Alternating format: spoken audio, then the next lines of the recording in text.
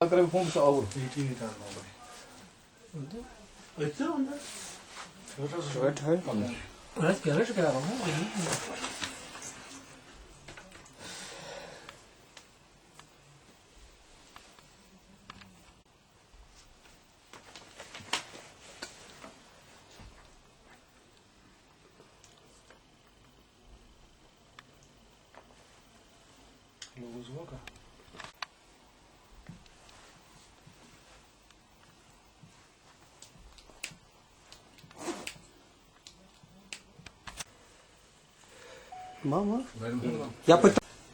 मैं शिवसेना का राष्ट्रीय उपाध्यक्ष पंडित राजेश केसरी।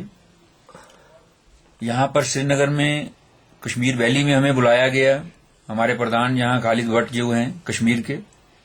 यहाँ पहरू में हमने एक प्रोग्राम रखा था, वहाँ लोगों ने हमें बुलाया। छोटा सा हमारा वहाँ पे जलसा था। उधर लोगों ने अपनी बेसिक जो उनको प्रॉब्लम है वो बता रहे थे हमें। वहाँ की जैसे बिजली, पानी, राशन और सड़कें बुरी हाल थी। हम खुद जाके देख के आए हैं।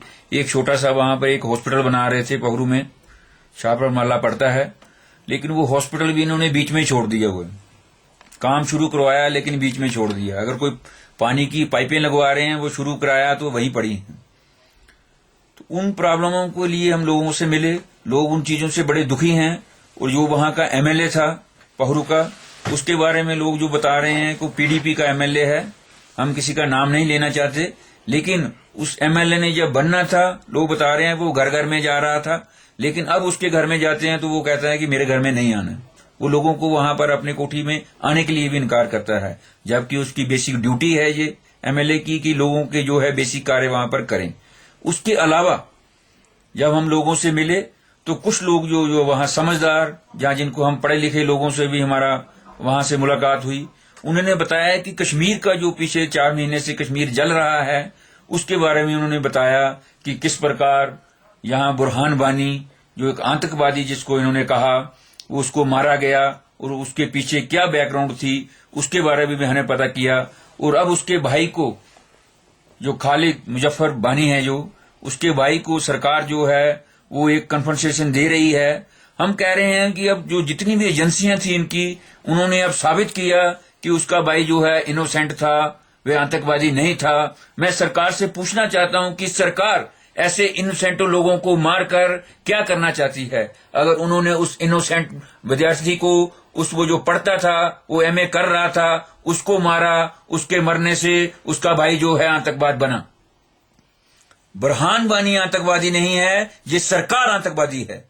जिस सरकार ने उसको मारा उससे उसका भाई बना। ऐसे कई जो नौजवान होंगे जिनके साथ नाजायज हुई होगी, और जिस माँ का बच्चा मरा होगा, जिस गांव का बच्चा मरा होगा, जिस कश्मीर वैली में बच्चा मरा होगा, तो वो कश्मीर वैली जो है वो कहीं नहीं दहलेगी। सरकार इसकी मूल जगह पर नहीं जाने की कोशिश कर रही है। सरकार को चाहिए कि जितने भी यहाँ लोग मरे हैं, जितने भी लोग यहाँ शहीद हुए हैं, हम उसको शहीद कहेंगे, मरा हुआ नहीं कहेंगे। क्योंकि जिस तरीके से हमें पता लगा है, जिस तरीके से एजेंसियों ने कहा है कि वो इनोसेंट था, वो एक विद्यार्थी था।